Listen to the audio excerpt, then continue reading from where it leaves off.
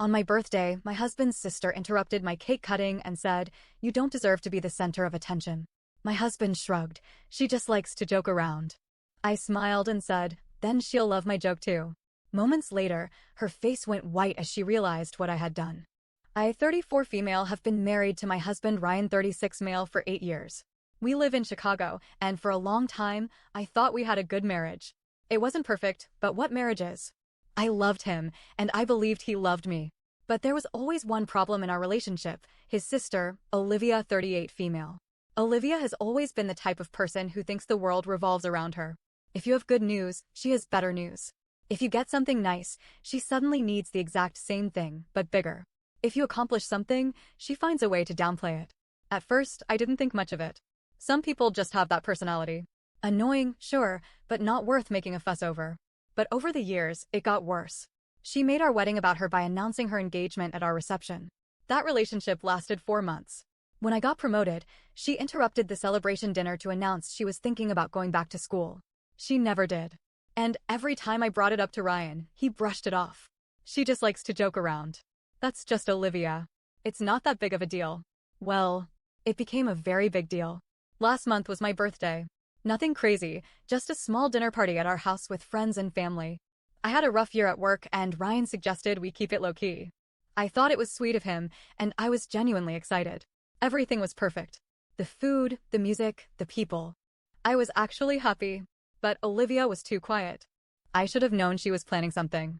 Right as I picked up the knife to cut my birthday cake, Olivia clinked her glass. "Before we do this," she said, standing up, "I just have to say something." I put the knife down. Everyone turned to her. She smiled. "I just think it's so cute that we're all here making a big deal out of this. I mean, come on. 34? That's hardly an achievement." People laughed awkwardly. Then she smirked and said, "But you know what is an achievement? Creating life. And guess what? I'm pregnant."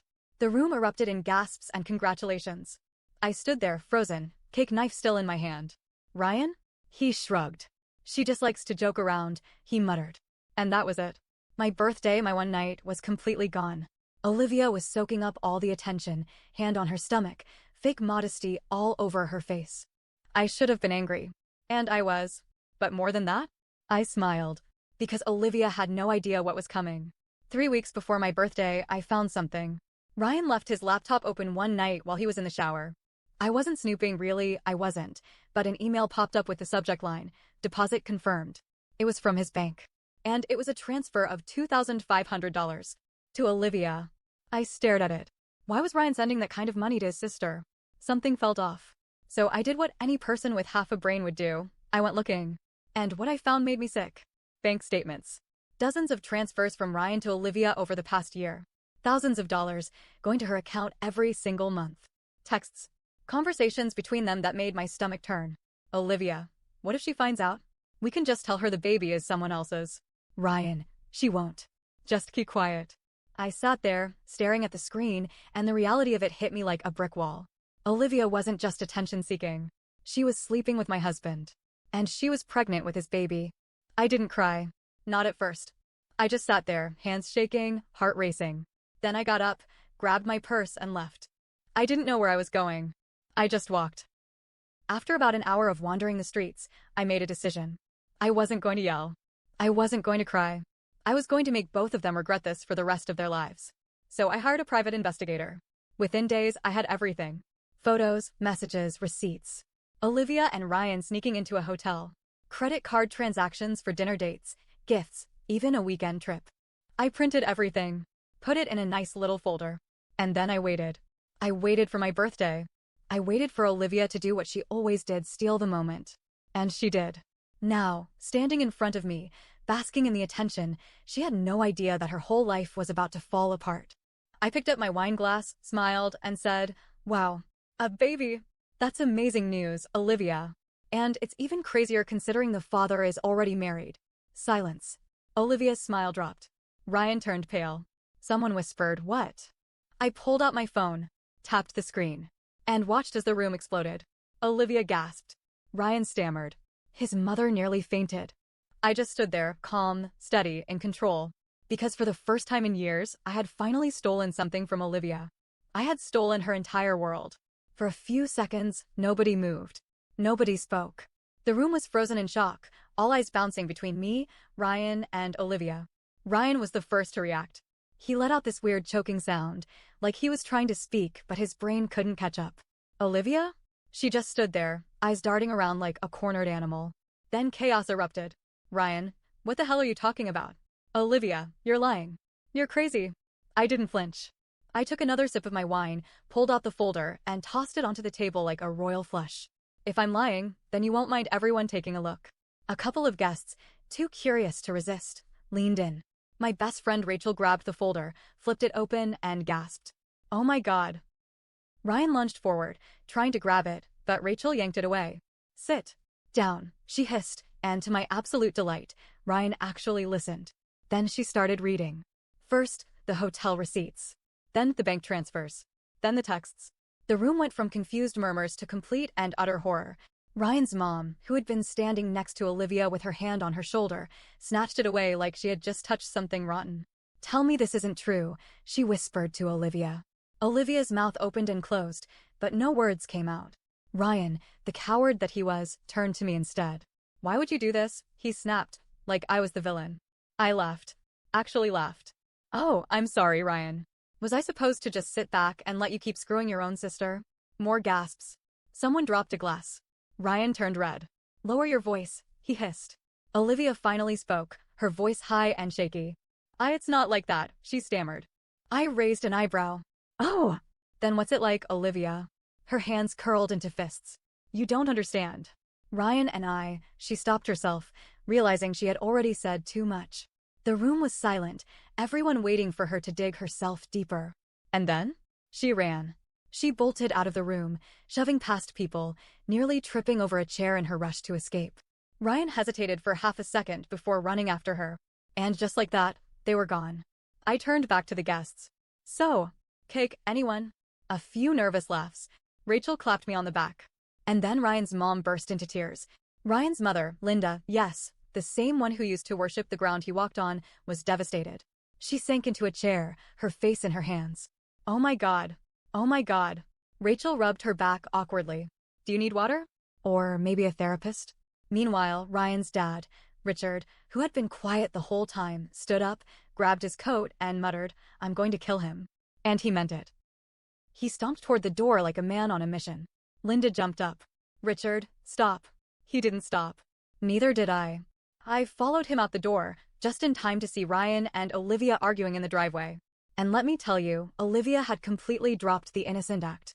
You idiot, she screeched. How the hell did you let her find out? Ryan ran his hands through his hair, pacing like a madman.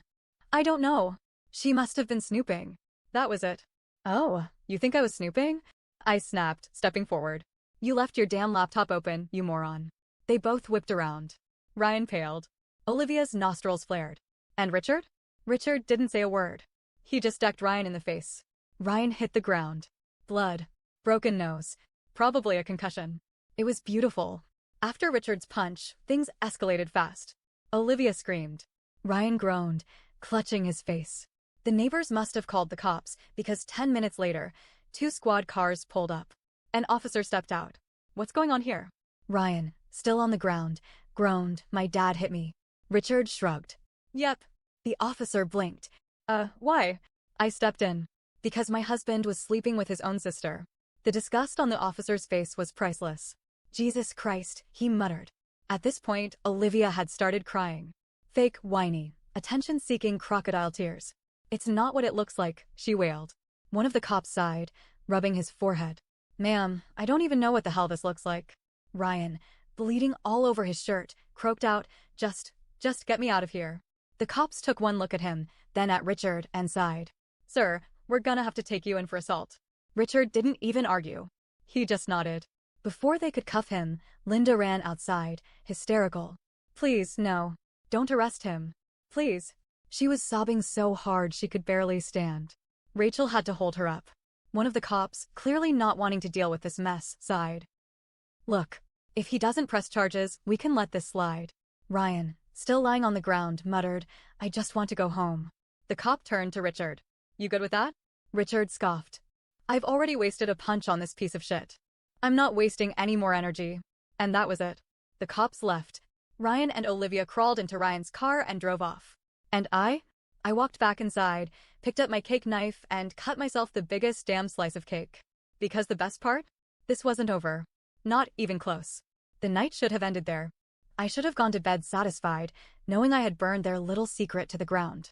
But as I sat there, eating my cake while the party fizzled out, I had this nagging feeling in the pit of my stomach. Something wasn't right. Ryan and Olivia had left too quietly. No shouting, no last-ditch attempt to spin the story, no desperate excuses. Just a quick getaway. That didn't sit well with me. Ryan never just walked away. He always had to have the last word, the final punch, the upper hand. And Olivia? She was a professional victim. Yet, instead of a full-blown meltdown, she had just slithered into Ryan's car and disappeared. I knew they weren't done. And I was right. I woke up to 50 missed calls and a dozen unread texts. At first, I thought it was just fallout from the party. Maybe Ryan's family had more to say, or maybe one of my friends wanted to rehash everything over coffee. Then I saw the name on my screen. My boss. And the message underneath made my blood run cold. Call me ASAP. We need to talk. I bolted upright, my heart pounding. I dialed immediately. Hey, what's going on? His voice was stiff, cold. We received an email about you this morning.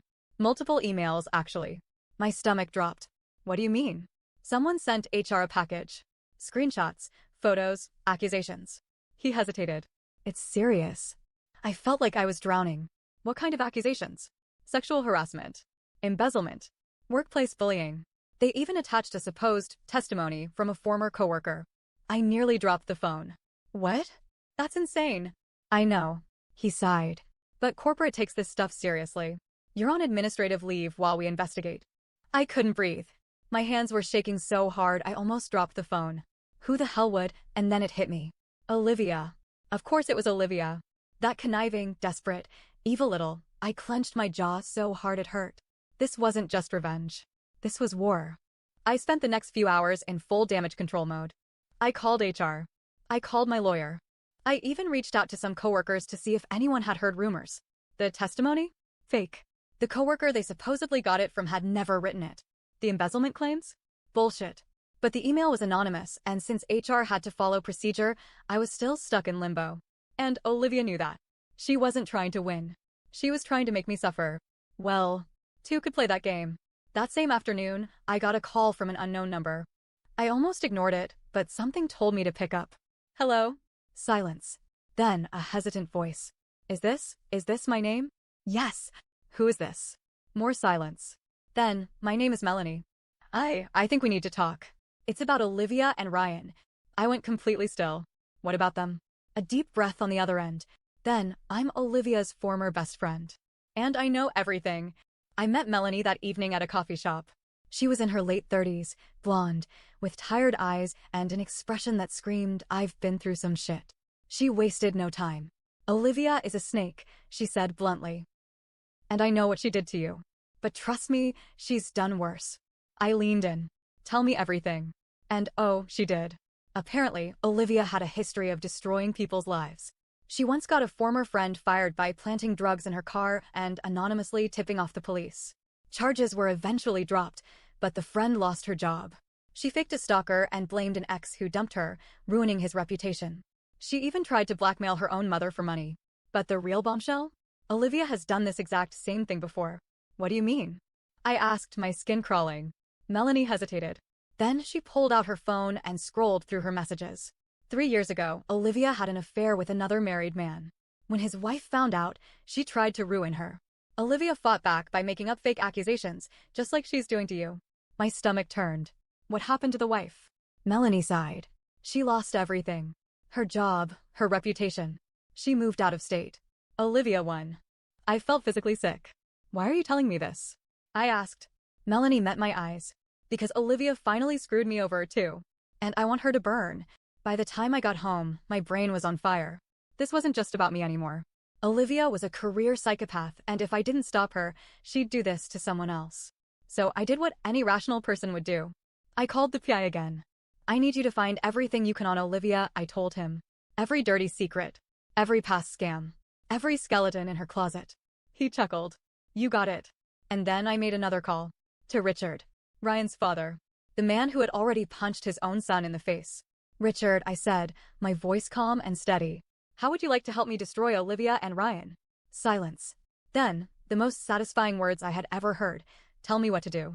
After my call with Richard, things moved fast. The PI worked quickly. Within days, he had everything. Evidence of Olivia's past scams, people she had wronged, and even legal records I didn't know existed. Turns out, Olivia had been sued twice before for defamation. She settled both cases out of court, but it was clear she had a pattern of destruction. Meanwhile, Melanie came through with something even bigger. She got in contact with Olivia's ex-best friend, the one Olivia had framed for drug possession, and convinced her to talk. When I heard the full story, I knew exactly what I had to do. It was time to end this. I planned everything down to the last detail. Richard pulled some strings and convinced Linda, Ryan, and Olivia's mom to host a family intervention at their house. We framed it as a way to fix things and talk it out. Olivia and Ryan both agreed to come. They had no idea what was waiting for them. The night of the confrontation, the tension was thick. Ryan and Olivia walked in together, acting like nothing was wrong. Olivia had on her usual smug expression, like she still believed she could talk her way out of this. She had no idea that she was walking into her own execution.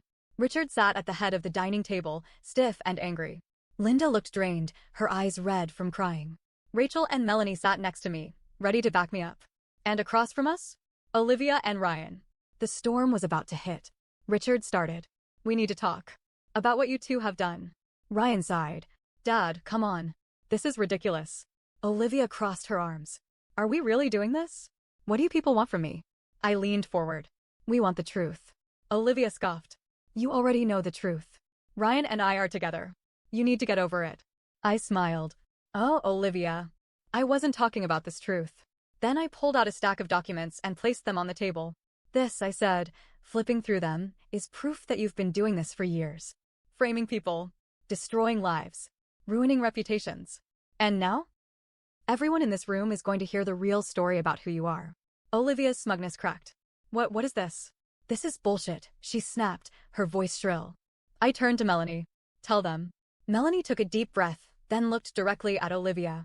You framed me for drug possession, Olivia. You planted drugs in my car because I started dating your ex and you wanted to ruin my life. Linda gasped. Olivia froze. Melanie kept going. And then there was Leah. You accused her of harassment at work. She lost everything because of you. Olivia's hands shook. That's not true, she screeched. I slammed down the final document. Then explain this, I said. It was a police report. One Olivia had forgotten about from when she was 18. She had falsely accused a teacher of inappropriate behavior after he gave her a bad grade. Richard stood up so fast his chair scraped against the floor. You did what? Olivia's face drained of color. It's not, she turned to Ryan. Ryan, say something. Ryan's mouth was open, but no sound came out. He looked at the documents, then at Olivia, and for the first time. I saw fear in his eyes. You did this? He whispered. Olivia's panic exploded. So what? She screamed. So what if I did? I survived. They deserved it. And that was it. That was the moment Olivia sealed her fate. Ryan stumbled back like someone had punched him. His face was white. Oh my God, he muttered. I believed you. He ran his hands through his hair, shaking his head. I ruined my life for you. Olivia's eyes widened in panic. Ryan, no. You love me. You said we were in this together. Ryan took a step back. No, you used me. You used everyone. I threw away my marriage for you. Olivia lunged for him, grabbing his arms. Ryan, please. But Ryan shoved her off like she was poison. Stay away from me, he whispered. And then? He turned to me. I am so sorry. It should have made me feel better. It didn't. You don't get to be sorry, I said. He looked down, broken, defeated. I have nothing left, he whispered. And I didn't feel bad. Not one bit. The fallout was swift and brutal. Ryan's family disowned both of them. Richard kicked Ryan out, and Linda refused to speak to either of them ever again. Olivia lost everything. The people she had wronged started coming forward, filing real lawsuits against her. She was officially a pariah. Ryan disappeared. Last I heard, he was living in a cheap motel, unemployed, friendless, drowning in regret. I got my job back. HR realized the accusations against me were fake and offered me a promotion as an apology. And me? I moved on. I took a solo trip to Italy. I reconnected with friends I had lost. And most importantly, I never looked back.